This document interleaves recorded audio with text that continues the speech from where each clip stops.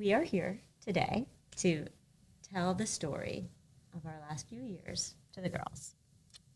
Because the girls were 3 and 6 back in 2018 when you were diagnosed with Ewing sarcoma. And they were too young at that time to be involved in everything going on. And we just thought, you and I thought together that it would be good for us to share the story with them so they know all that happened between then and now. Okay, wonderful. Well, it certainly was a pretty scary day that day when I got the call from my doctor to go meet another doctor. And one of the weird things was when he asked me what you were doing. I said, what do you mean? What does my wife have to do with this? He said, well, you're going to go to this doctor and going to throw a lot of things in front of you, and some of it you might just not even listen to what he's saying. And so in these kind of situations, I recommend to my clients that my patients, that they go and bring someone with them. So I was like, geez, that's starting to scare me, doc, but no reason to scare me unless it's something to be scared about. So called you and looked up the doctor and realized he was an oncologist, and looked up that word, and that word meant that it was a real likely probability that we were about to start the story of me getting cancer. Yeah, your leg was swollen the month before after our trip to Disney, and you did try to use some regular Advil and see your regular doctor to figure out why it was swollen, and then he sent you down to Dr. Temple. I remember meeting you, and we drove down together. And I remember Googling with you, musculoskeletal oncologist, so then we figured it had to do something with the bones or the muscles. And it was at that first appointment in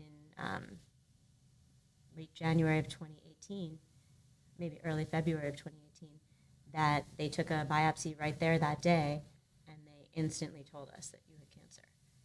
They didn't know what type of cancer it was, but that first day, we knew that it was cancer. Right, the day we knew is the day we knew. Yeah. We didn't know what we knew, but we knew it was serious. Yeah. It happened to be the Monday after the Super Bowl. Yes. So whenever I forget the date, I always remember that, how much fun I had that Super Bowl party with my friends. Right, and then that Friday night before, we had that great charity event with some of our other great Wellington friends. Yeah, it's true that your life can change on a dime, and this is a story that certainly proved that. That is true. Okay, so we found out you had cancer, and it was about less than a week later that we were meeting with the doctor. You were ready to start chemotherapy, and they confirmed that it was Ewing's, which is a sarcoma, and often much more difficult to treat and much more rare than many other cancers. It's a bone and soft tissue cancer, typically diagnosed when you're a teenager or in your 20s. And we all thought it was amazing that you, in your 40s, were diagnosed with a childhood cancer. Which makes kind of sense when you look at my personality. Yes. Of always being childlike. Yes. But I don't think that had transferred through into why the cancer slowly developed for me versus a child. But yeah, and unfortunately, it was not a good cancer to get. Rare cancer, and any disease, if it's rare, unfortunately doesn't have the financial backing behind it, because there's not a vested interest from a financial standpoint to do a bunch of research, unless maybe someone very wealthy gets that ailment, and then their family can spend all their money on it. But yeah, an uphill challenge, and we dove right in. I think, did we go to Boston to get second opinions? So Uncle Michael, I instantly got on the case, and I think talked to some of your people that you work with. With some wealthy investors that had some connections at some big hospitals in Boston. Right. So the three of us, also known as the dynamic duo, as Brenna called the three of us, went up to Dana-Farber and Mass General, which is Harvard's teaching hospital, and we had appointments with the doctors at those two very well-known cancer centers, and they actually told us to stick with our doctors in Miami, with that we should see Dr. Trent down at Sylvester Cancer Center, and we're still with him to this day, and that surgery with Dr. Temple, who we had already met, was the way to go. Yeah, living in a big city certainly helps. When you need care, and you know, we were considering moving up to Boston just to get better care. If that would improve the mathematical chances, and you got to do what you think is best to save your life if there's an advantage. And so we were talking to the top doctors in Boston. In the whole world potentially. And she said, "Oh, I got a buddy down there. He just moved from one of the best cancer hospitals in Houston, and I can give you a cell phone, and I will give him a call today, and I'm sure he'll take you as a client. And I think rather than come here and join me, you're better off staying where you are, and it'll be just as good a care. This guy's like my counterpart, another part of the country. So we're very thankful that we lived in an area where we always complain on our long drive home from Miami, but there's people that fly in to see this guy, and to be an hour away from a top-notch person that can help potentially save your life or extend your life is just good fortune. There's always good fortune with bad fortune and pros and cons, and part of why living in a metropolitan area like South Florida with 10 million people is a benefit versus living in rural part of the country, which makes up the most part of the country. I'll let you continue. And that's really where you started showing your superhuman powers. Oh, and I got my nickname. Yeah, we Superman. started getting you some Superman memorabilia, because you are our Superman. But some of the things that you did during that time were really remarkable. You'd be getting chemotherapy, and it would be like a 5-day round. You had to wear a backpack giving you hydration throughout the entire 5-day period.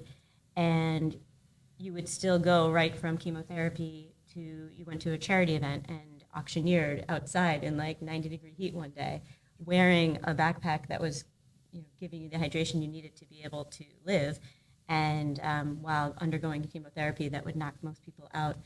And instead, you're up there trying to raise money for charities. Yeah, well, it's interesting, this has now been 5.5 years, and I was 43, and I'm 49 now. But, I, in my 30s, had gotten really into philanthropy. I know it's one of the things that interested you and me right from the beginning when you Googled me and saw me chairing a charity event at that point. You were the first person I ever Googled. I was really just almost like got like the nonprofit bug bite. Like, I just liked it. I liked helping people. I liked the feedback loop. I liked meeting the other people that were doing it. They were like-minded. I liked what I was doing. I felt good about it. It gave me purpose. There was a need. And someone once said to me when I was telling them all the stuff I'd done, and she was like, "Oh, so you don't know how to say no." I was like, "What? That's kind of rude. What do you mean?" It's like, "Oh, yeah, you just basically, I know what happened to you. Everybody asked you to do all those things, and you never said no to any of them." And I was like, that's a kind of a poignant, rude statement. This lady that I barely knew wasn't like from a close friend. I still to this day couldn't tell you who it was, but it was the "you don't know how to say no" lady, in my story at least. And so, when it came to emceeing or getting up on the mic, one of my favorite sayings is, "I never met a mic I didn't like." I was asked to perform to fundraise, and it hurt me when I I can't. That's the middle of my chemo. I got cops that say no, get someone else. I at one point paid a real professional auctioneer. I paid for him to do it. My friend Jay, I said, I'll give rather than volunteer my time, I'll pay $500 to get a professional to do it. And I made some offers like that. But in this case, I said, well, it ends on Friday, and then the event's on Friday, and I think I can be there.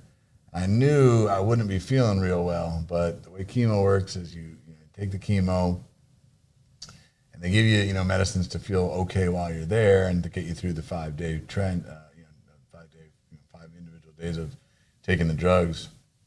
And I said, you know what? Let's do it. Let's see what happens. I didn't even tell the people at the charity that I was still dealing with cancer. I just said, I'll do it. And when I got there, I did it, and this was like a July squat, like 90-degree day. And I do, I volunteered at charity events that have made $500, and I volunteered at charity events that have made $2 million. And this is one of those post more smaller ones, but I narrow that down. I say I've done auctioneering of items of $100,000 and $500.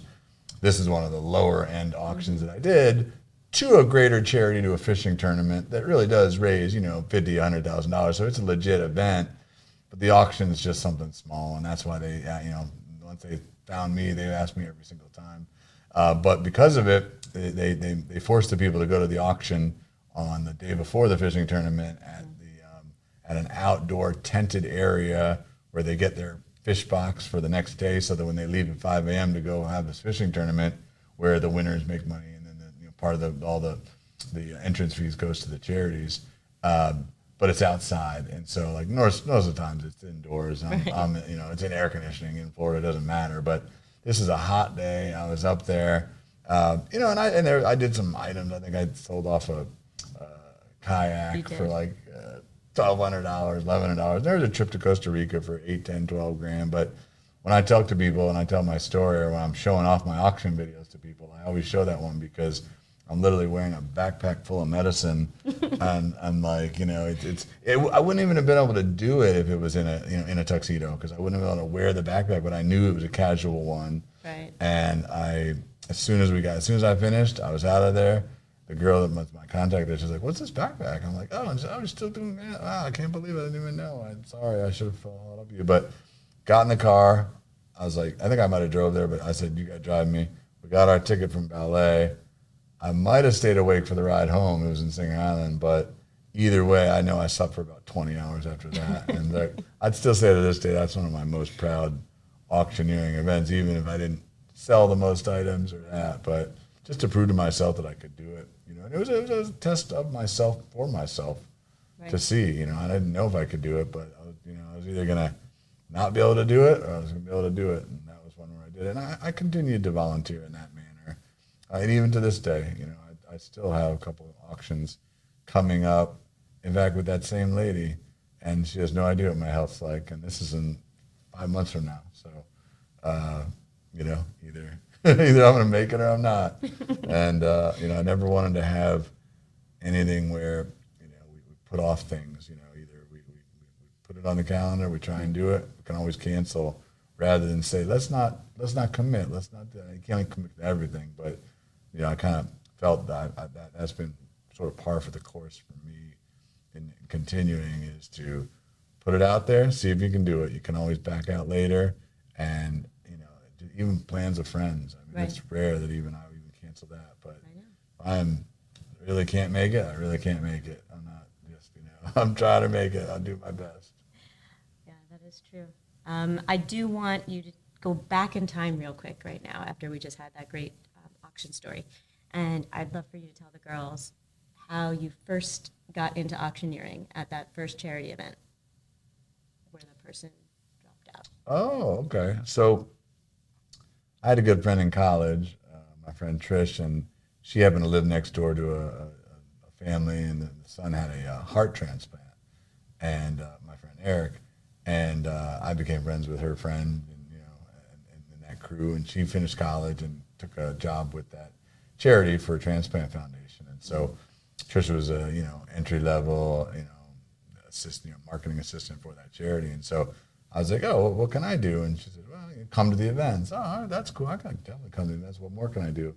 "Oh, maybe sit on a committee for one of the events." "Oh, okay." So this is actually the first time I really got involved in nonprofit work, other than when I was doing philanthropy in high school and in my fraternity, my Jewish fraternity, and in college in my actual fraternity, which happened to be Jewish too, where we did real philanthropy that way. So there was a break there of 5 years where I really we're working, but now it's 26, 27, and so I was on that committee, and the real comedians, they were like two old dudes that were like comedians, and also did their auctioning. I never saw them auction because they got sick and canceled, and so I was at the committee meeting, and they said, "What are we going to do?" And I said, "I'll do it." And she said, What are your, this is to my friend Eric, whose mom started a charity, who's the executive director, Ellie, and I just said, what are your qualifications? I said, "Well, I'm willing to do it, and I can talk really fast. You should meet my mother." And she said, well, since we have no one else and you're willing to do it, you're hired. And so it wasn't like, all right, go up and do it right now. So I had time to research it.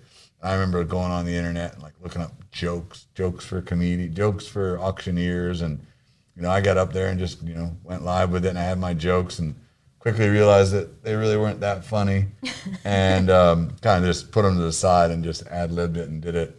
And I remember my one friend, Kevin, in the back just laughing and falling. He fell to the floor a few times, and that was how I got my start as an auctioneer. I loved it, like same concept. Always like hearing myself on the other side of a microphone. And, I think it's just part of being, the way I was raised with guilting people. And then as I, got more educated in nonprofits, understanding the need, the mission statement, really what the nonprofit's trying to achieve, and then how to convey that to people in a succinct, quick time period, along with also recommending and convincing the people why the auction item is good for them. And so all that in a quick time period, fast moving, it's a perfect fit for me and my personality. And it's not something that I was going to switch careers and give up my career as a financial advisor or wealth manager to be an auctioneer. So it's something where I could just donate my time and energy and just try and get better and better over the years doing it, but also just having fun doing it. So my worst auction was still a lot of fun.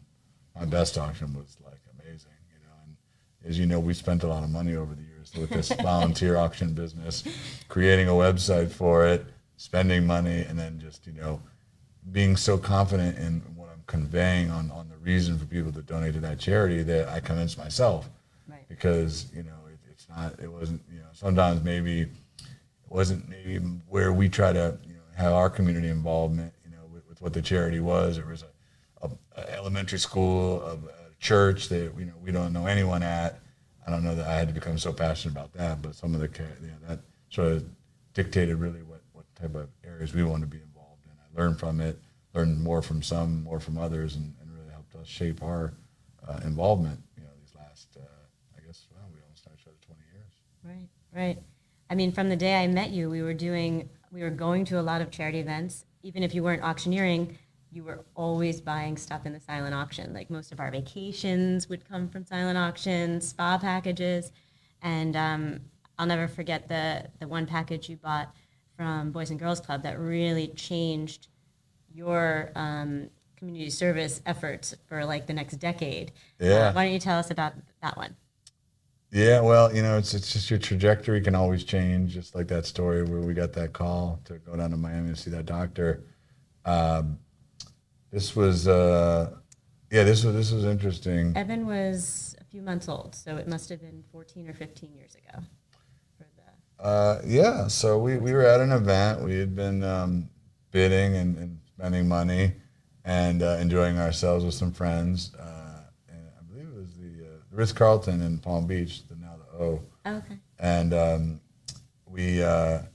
I was just having a good old time, and I heard the auction, and I heard that it was to go to Club Med, and I was like, it was like a reasonable amount of money at the time. I was in my late 20s, early 30s, and I was like, man, that doesn't sound that bad. I got $800, so I bid on it and won it, and but it wasn't it was a lot of money to me then, and I think it was for like 2 nights, 3 days, or 3 nights at Club Med, Sandpiper? 3 nights, open bar, food, everything included. And then we went to go pay for it. And they're like, okay, so the 3 nights are October 29th, October 30th, and October 31st. I was like, wait, this is a specific date? So I never even checked my calendar. I just heard food, free, 3, in my price range. Open bar. And I wasn't listening to the auctioneer, and I wasn't an auctioneer at the time. And so it turned out, fortunately for us, that we were available. And then as soon as I met with the charity, the Boys and Girls Club, and that Share Our Strength food charity that kind of were packaging it, they were partnered on it together. Then they offered me more packages. Instead of $800, it was $500, and I could bring extra people. So I said, you know what? I've already spent this much. This is a good deal. I know it's a good deal. I'm going. Why don't I invite my brother and both my sisters and my parents, and I'm sure not all of them will come. But it turns out they all came. And so it was like a family reunion with all of them, the whole family. And it was really at that weekend, which turned out to be all Boys and Girls Club people. They had a person donate the whole project, the whole club. I think he rented it out for a business client, and they backed out of it. This very wealthy guy said, you know what, I'll give it all to Boys and Girls Club. And they, packaged it out and spent the next, 6 months, 9 months selling it all out. So when we got there, it was all Boys and Girls Club people or people that had bought it from an item through them. So while we were there, drinking, having a good old time, enjoying the open bar of the Club Med atmosphere, that's when I said, I want to get more involved. Well, we all have our days of drinking and the energy that gives you. And turns out I got a call, and that call was, to be on a golf committee.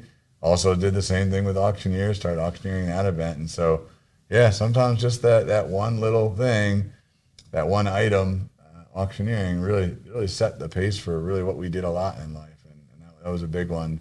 And I'm glad we got to have that time with the whole family. We got some great pictures, too. We did. I think my sister Lisa drove in with her dog. Oh, wow. Her dog was like, barely alive. And we went water skiing, and it was Yep. cool. And it was only driving distance for us, and that place is now out of business. Yeah. So, And that's really how they got you to join the Wellington board, start chairing those committees, and then you worked your way to becoming president of the Wellington Boys and Girls Club. You had a good reign there, really inspiring people to join the board, making some great friends out of it. Some of our closest friends in Wellington are from that original board that you worked on.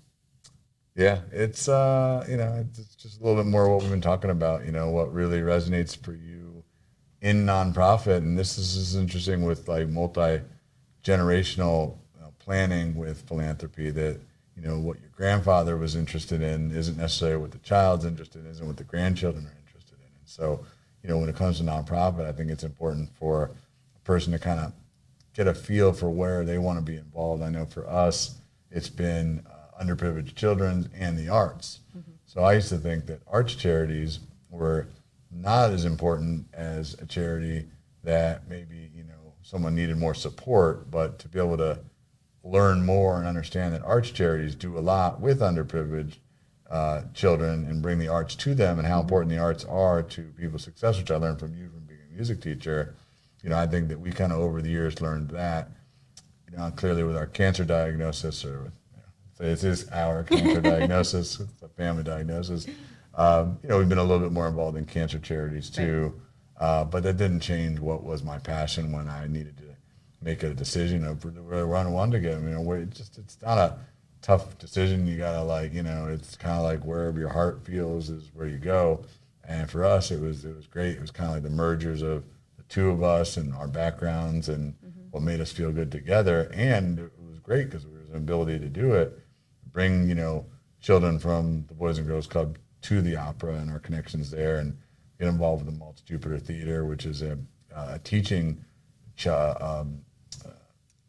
theater organization. So it's what do I call that one? It's a teaching organization. We'll have to maybe get back to that. But the Maltz Jupiter Theater, where they educate children in theater and the arts. Yeah, not a repertoire.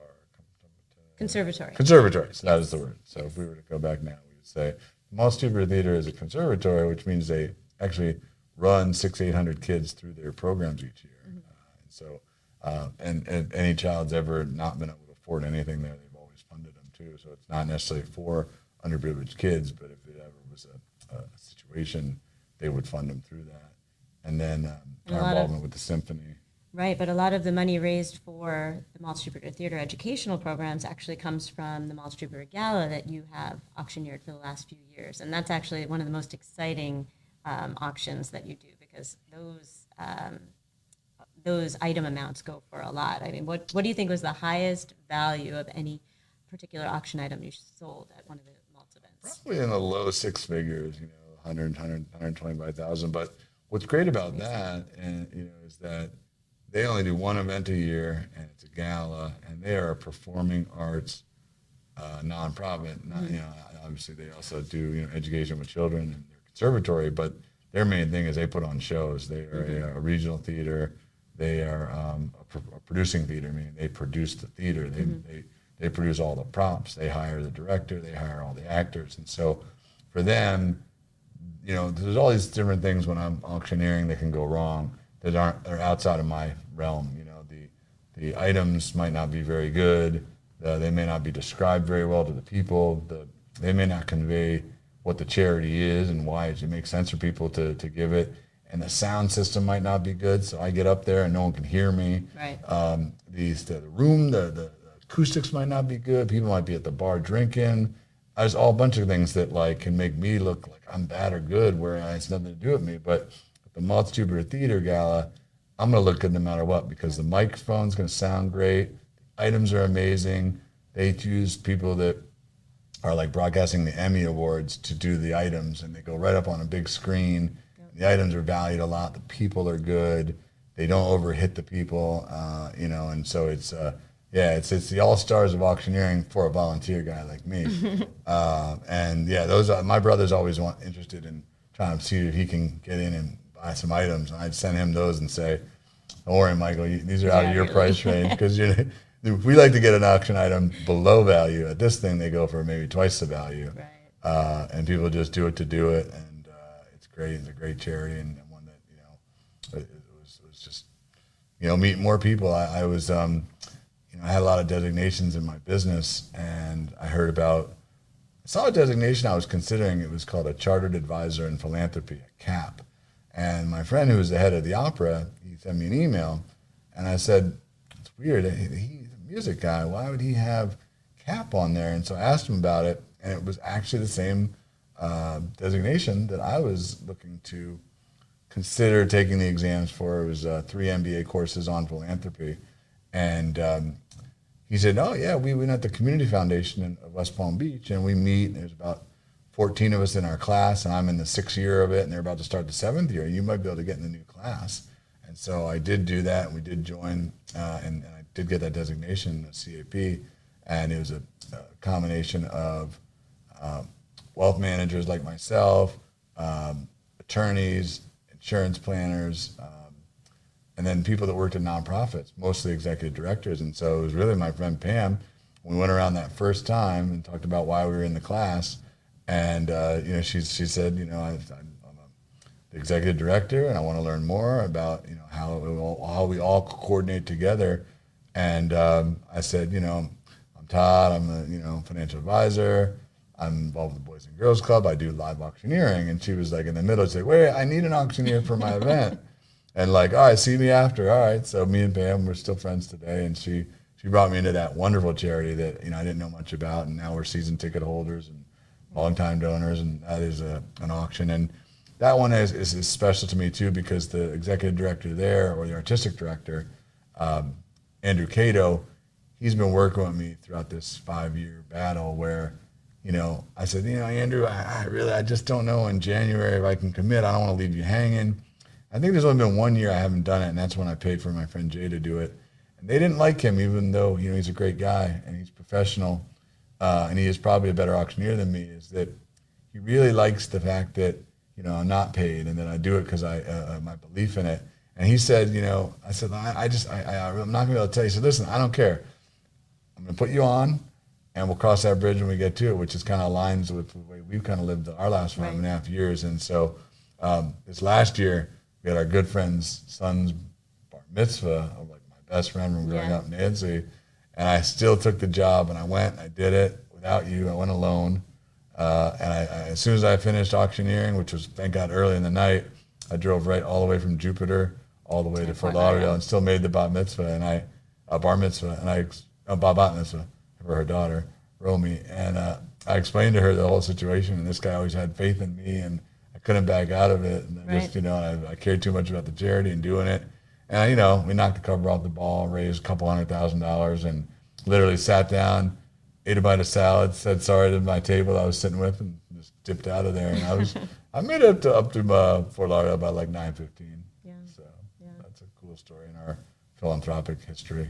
Right. And it's interesting because the philanthropic history kind of coincides with our social history and also our interests. So we did spend a lot of time going to different arts things. So when we first met, and I was a music teacher, you and I used to have tickets to the opera, which when you were about 31 and I was 25 was unusual. We were like the youngest people at the opera. If you remember our first time that we sat down in our what we thought were very fancy box seats on the top balcony box. Yes. Do you want to tell what happened?